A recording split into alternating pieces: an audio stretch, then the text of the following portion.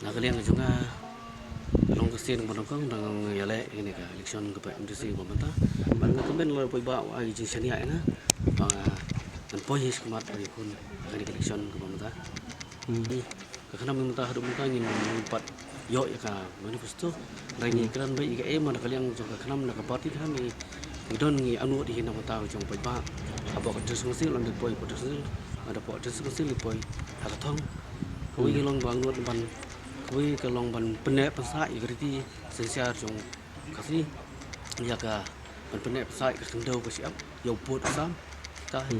long kadiri ke babun balang hi perlu kerja nak bahiang masam